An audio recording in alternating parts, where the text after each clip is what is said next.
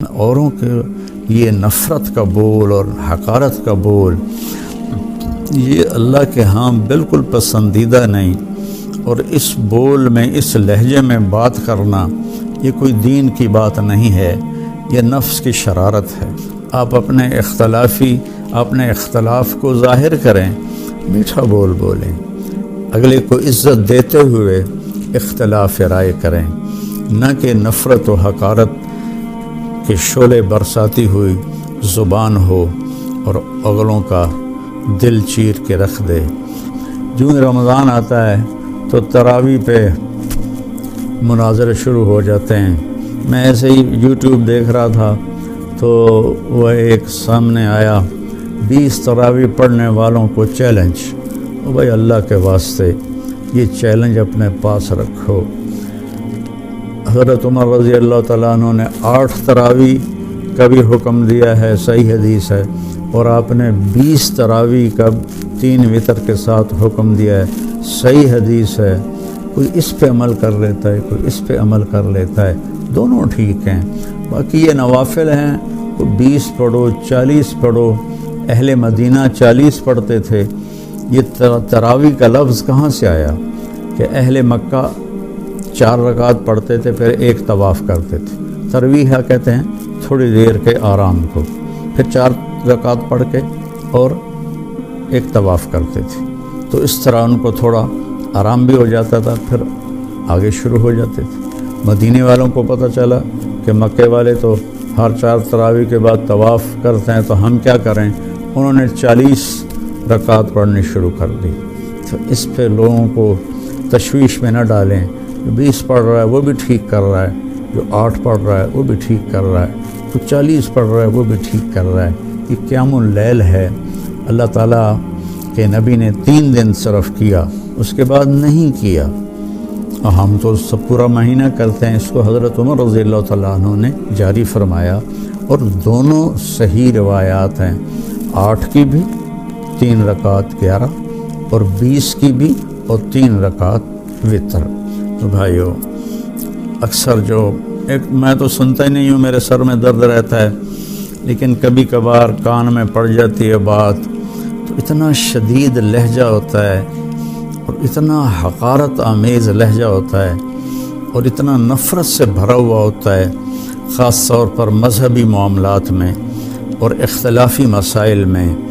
اس قدر وہ آتش فشاں پہاڑ بن جاتے ہیں کہ ان کے منہ سے آگ نکلتی ہے۔ قرآن ماشاءاللہ پوری امت سنتی ہے، اور صدیوں سے امت جمع ہے 20 تراویح پر۔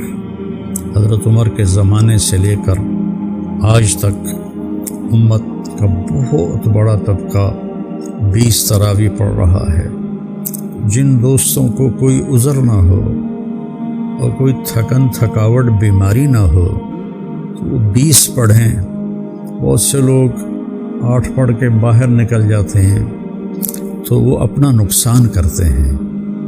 میں یہ نہیں کہہ رہا کہ انہیں گناہ ہوگا، میں یہ کہہ رہا ہوں کہ انہیں نقصان بہت بڑا ہوگا کہ انہوں نے 24 سجدے انہوں نے ضائع کر دیے، جو بعد میں انہوں نے 12 رکعت میں پڑھنے تھے، اور وتر کے سجدے بھی باجماعت ضائع کر دیے۔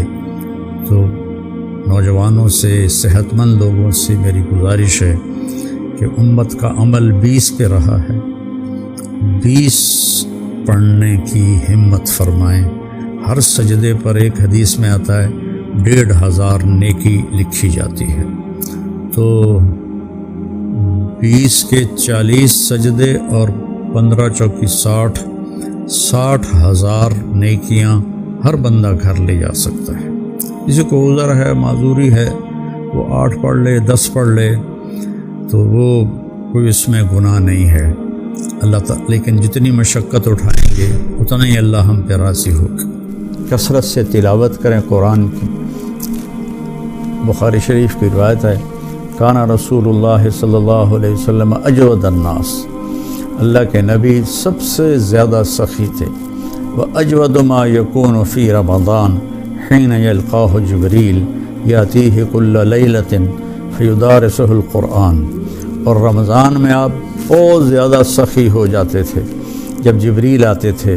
روزانہ رات کو آپ جبریل کے ساتھ قرآن کا دور فرماتے تھے۔ تو یہ واحد نبی ہیں جن کے پاس اتنی کثرت سے جبریل تشریف لائے، ہر رات تشریف لاتے تھے۔ میرے نبی کو 9 رمضان ملے تو ہر رات کو، اور آخری رمضان میں 2 دفعہ آتے تھے، 2 دفعہ قرآن کا دور ہوا آپ کا جبریل کے ساتھ۔ اور فرمایا ولا رسول اللہ صلی اللہ علیہ وسلم اجود بالخیر من رمضان من الریح المرسلہ، کہ اللہ کے نبی رمضان میں جبریل کے ملنے پر تیز ہوا سے بھی زیادہ آپ کی سخاوت ہوتی تھی۔ تو میں مالداروں سے کہتا ہوں سخی بنیں، صرف زکوٰۃ دے کے مطمئن نہ ہوں، زکوٰۃ سے اوپر بھی خرچ کریں، اللہ آپ کا رزق بڑھائے گا۔ اللہ مجھے آپ کو توفیق نصیب فرمائے۔ السلام علیکم ورحمۃ اللہ وبرکاتہ۔